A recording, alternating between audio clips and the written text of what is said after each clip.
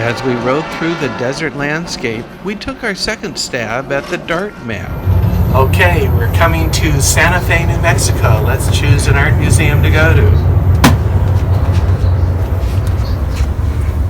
It's number 3. Number 3 is the New Mexico Museum of Art. This Santa Fe museum, built in 1917, combines Spanish and Native American architectural styles. The museum is considered the flagship of the Santa Fe style and features art from the area. I got the name and office number of one of the curators and headed in her direction, with my wife shooting B-roll.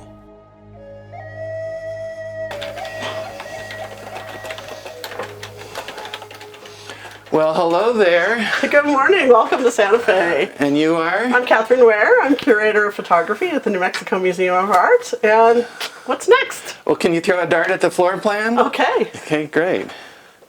Are you ready to throw the dart? Yes. Go for it. All right, Agnes Pelton, Desert Transcendentalist.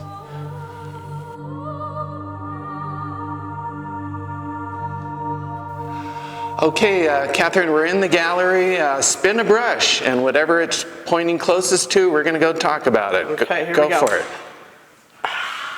So much pressure. Okay, it's pointing, well, it's actually right behind you, this piece here. Fantastic. We are huge fans of Agnes Pelton. A lot of people will not know her name. We're so thrilled to have this nationally touring show of her work. Agnes Pelton was part of the Desert Transcendentalist movement in the early 1900s that took the Southwest landscape and made it more abstract and emotional. She used her study of spiritualism to transcend normal human consciousness and created these fanciful images. Her contemporary was Georgia O'Keeffe, who Pelton said painted outer beauty, while she attempted to paint inner beauty. I really love this painting. There's just such a celestial quality in the sky, and then down below is this kind of silent, more muted world. If you look carefully, there's a little bit of a silhouette above the mountains, and the story is that Pelton painted this in honor of her father. Her father had died of a drug overdose. She titled the painting Awakening, as if the celestial trumpet awakens the landscape. Well, it's very organic. She really mimics the shapes of the land and the earth, and her father kind of rises out of that as another natural form. And of course, his face being so connected with the land suggests burial as well. And although it's kind of a static composition, it's a landscape. Landscapes don't move so much. Her father's dead, he's not moving so much, but she really animates it with this trumpet, with its spiral tail, and then the scallops underneath it that suggest sound and energy waves, and then also this sinuous little curve in the back that suggests a pool of water and maybe waves that are lapping. Here's some snippets from a word association game we played. Stars. Celestial. Oh. Grandpa. Forever. Death. Peace. Oh, let's end on peace. Nice. That was a little rocky. Catherine, ready to choose a second gallery? I'm ready. Okay, go for it. All right. Taking aim. Oh, what did it land closest to? East Sculpture Garden. Looks like we're in the sculpture garden. Why don't you spin the brush? Okay, here we Find go. something to talk about. It's kind of a rough surface, but we're gonna... Let it go, let it go, let it keep going. Okay, what's it pointing at? The Border Crossing by Luis Jimenez. Can you tell me about this piece, The Border Crossing? Well, one of the first things you notice is it's monumental. It is. And that's significant because of the subject matter. Ultimately, it's this very imposing, large piece about something that isn't normally monumentalized, which is people moving from one country into another, crossing a border, and suggesting the pathos of that. Luis Jimenez grew up along the Mexican border, and much of his work focused on border issues. His father, an undocumented worker, made neon signs and lowrider fiberglass bodywork. Luis incorporated these qualities in his work, which is known for bright colors, undulating surfaces, and scenes that depict the common man. His work in the 60s contributed to the rise of pop art. He was sculpting a large horse for the Denver airport when it tragically fell on him, ending his life at age 66.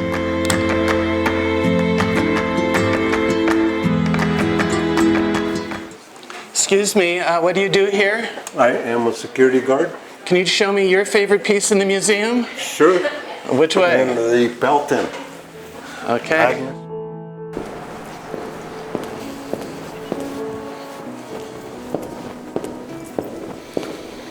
First spring garland. Tell me about it. What do you like about it? It's an angel figure, and it's got little wings.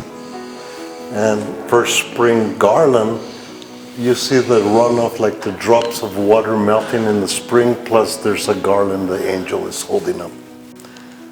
It's just a magnificent painting. It's nice to see that you don't have to be a museum curator to enjoy art. Time to randomly pick a museum employee. And can you pick a number between 1 and 13? 1. 1. Number 1 is Rebecca Aubin. Hello, are you Rebecca? I am. Well, you were randomly chosen to show me your favorite piece. Great. I would love to show you. What do you do here, by the way? I'm the head of education. Okay, well, thank you. Let's go. Okay. Well, some interesting stuff there. Okay, Rebecca, let's see Hi. the piece. Which one is it? Good. I would like to talk about this piece right here called Boulder Falls by an artist named Pansy Stockton. At first, this looks like a painting, but when you get up close, you see otherwise. It's basically a collage, and what she's used are leaves, twigs, grass, feathers to create a landscape. Oh, you mean it's all materials? It's all natural materials, so it's a collage made from nature. I also love the artist. She was very eccentric. She lived here in Santa Fe. She wore big muumuus.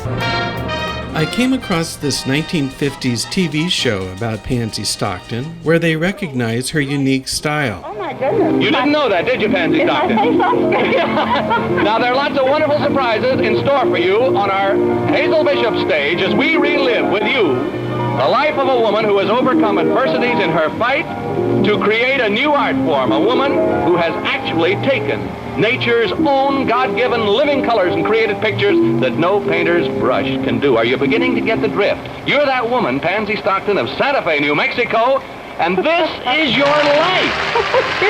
Well, thanks a lot. Thank you. Okay, bye-bye. I'm going to try it again. Okay, go. Oh, yes! I hit bringing together recent acquisitions.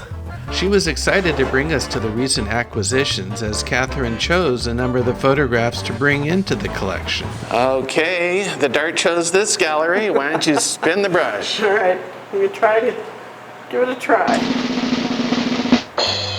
Okay, it's pointing right at this piece here. Well, these are 2 photographs by Gay Block. She was interested in the retirement community in Miami, Florida. Gay Block says she loved the independent spirit of these retirees, their clothes, the way they argued and reminisced, and their love of Yiddish music. They told her that in New York they were waiting to die, but here they lived. Here we've got 2 women out on the beach. They've got their nose cones, which is really the kind of hilarious element that takes this portrait to another level. Just really reveling in their friendship. Our visit was nearly over. It was now time to pick an unexpected item in the gift shop. Okay, hello there, and where are we? In the Mexico Museum of Art gift shop. Let the balloon go. Okay, it landed closest to this area here. Pick a number between 1 and 10. 6. Okay, it landed right here. You picked 6, so 60% up from here is right about Let's see, what is this book here? From Greenwich Village to Taos, Primitivism and Place at Mabel Dodge Lujan's. One of the most famous women who ever came from New York to New Mexico, ended up in Taos. How much is it? I'm going to buy it. It's $24.95. And we'll give you Sold a discount. American. Okay, I'm happy to buy it. Thank you. I hope you've enjoyed your visit to the New Mexico Museum of Art. Come back to Santa Fe. Vaya con Dios. Thank you. Thanks a lot.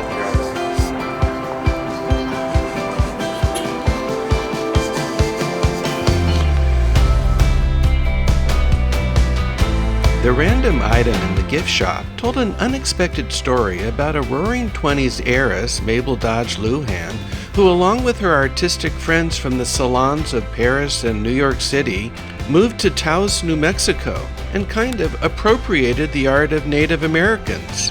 But that's another story.